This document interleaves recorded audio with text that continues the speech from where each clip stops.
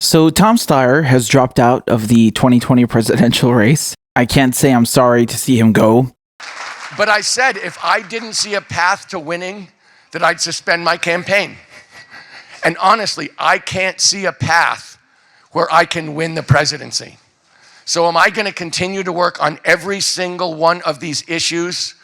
Yes, of course I am, because I've never stopped. So in the first early primary states, the guy had an abysmal performance. I mean, he came in 7th place in Iowa, 6th place in New Hampshire, et cetera, et cetera. And today, on the eve of the South Carolina primary, he came in 3rd place, but not enough to reach the threshold. He came in with 11%. So the guy has no chance. He's got no delegates whatsoever, 0 delegates. We are now down to a 7-person race. There are only 7 candidates left. And Tom Steyer, I mean, the guy basically bought his way into the race. If you guys remember, he would run ads saying that he wants to impeach Donald Trump and you should donate to him to help him impeach Donald Trump. But in reality, what he was actually doing was amassing donations for his campaign so that he could participate in the DNC debates. So you remember you had like a donor threshold? Yeah, so he was secretly gathering donations for his campaign. He bought his way into the race, and he spent a bunch of money on ads, on buying influence, on trying to brainwash people into supporting him when he actually stands for nothing. And I think he dumped about $150 million total into this race. I mean, just ludicrous amounts of money.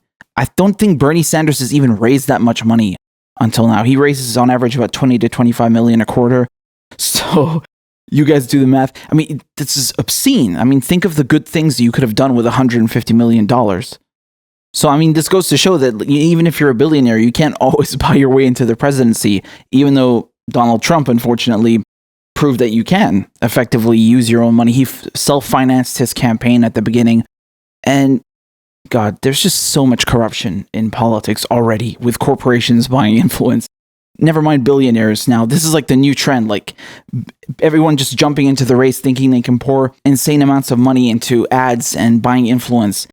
It's really bad. I mean, now the real threat is Bloomberg. I mean, this guy has even more money. He's a much more serious threat, I would say. He's not backing down. He has said that he's going to stay until the end of the primary. I mean, he has the money and the resources to do so. Now, what's really funny is there was a video that came out yesterday of him dancing to Back That Ass Up, and it's just so cringy. Here, take a look.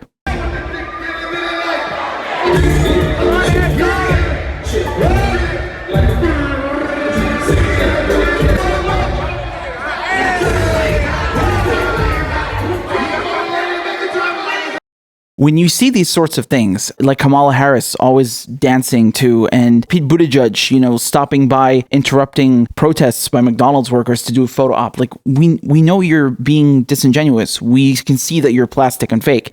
Bernie Sanders doesn't have to go and do stupid dances to appeal to voters because the policies he runs on are appealing in themselves. When you have a good policy platform, when you actually represent working class people and you actually fight for them and you have values and principles, you don't have to go around making a fool of yourself just to appear cool. It's just so bad. And this was just really cringy. I'm not going to lie though, we got some good memes out of all this. Here's an actual photo of Tom Steyer backing that ass out of the presidential race. Here's Steyer joining all the other failed candidates. I mean, look how far we've come, man. We had like 30 candidates or something, and now it's narrowed down to 7. Thank God. And it's just so much to take in, man. We had so many debates with 10 people on stage, shouting over each other. Just a giant mess. This whole primary has really been a mess, okay? I mean, as bad as Hillary Clinton is, I much preferred it when you really just had like 2 people at it. It's much more clear. It's easier to manage. It's easier to process. It's easier for voters to make up their minds. I mean, this is just a mess. And effectively, what all these candidates are doing now is staying in the race to make sure that Bernie Sanders doesn't have a path to the nomination. They're trying to screw him over. So at least Tom Steyer is out of the way now. And another thing that you need to take into account is that if Tom Steyer has grasped that, okay, I'm not doing well, I have no path to the nomination, I should probably drop out. Why haven't the other candidates? I mean, Elizabeth Warren isn't doing particularly well, is she? Neither is Amy Klobuchar. Neither is Joe Biden. Why are they in this race? They're in this race to block Bernie Sanders from gaining a majority of delegates and making sure that it goes to a contested convention, blocking him from the nomination, making his path to the nomination as difficult as possible. That's the only reason that they're staying in the race. Okay, make no mistake. I mean, that's really becoming more apparent day by day. So, again, if Tom Steyer grasped that, it's time to abandon your campaign, why haven't the others? That's food for thought right there. And for a tiny moment, people thought that, he's a kind soul. He tried to just greet Bernie when he was having that spat with Elizabeth Warren on stage during the debates. Like, oh, hi, Bernie. I just wanted to say hello. Yeah, good. Okay. And then what does he do 2 weeks later? He starts launching attack ads on Bernie. Oh, he's a socialist. Oh, Medicare for all is too expensive. I covered that, right? I mean, the guy is a fraud, and he's another establishment figure who's going to maintain the status quo. Nothing special. Another candidate full of hot air running on nothing. And now you might be asking, well, people who do support Steyer, whoever they are, where are they going to go? So from the most recent polls, we see that the second choice of Steyer voters, 40% of them, would be Biden, and 30% said Bernie. Make what you will of that, but don't expect to see any kind of surge with Bernie. I mean, Tom Steyer didn't have that much support to begin with. I don't think this is going to affect the race that much, but yeah, it's good to have him out of the way. I'd like this field to narrow down as much as possible because I think it's better for voters to make up their minds when they have a smaller choice.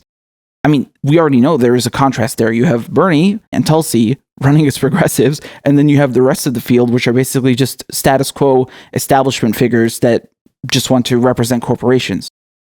I mean, we understand this difference, but most voters don't. And, it was much clearer when you had Hillary Clinton and Bernie. And so narrowing down this field to maybe 3 candidates, that would be much better. So anyway, I'm not sorry to see him go. He's another billionaire who bought his way into the race, thinks he can pour enormous amounts of money just to influence the political process and buy his way into the White House. I mean, that's just disgusting. And that would be half a problem if he was actually running on progressive policies, but he wasn't. He wasn't. When you're self-financing, you're accountable to no one. And that's a big problem. And you can't have people like that running for president, running for the highest office in the country.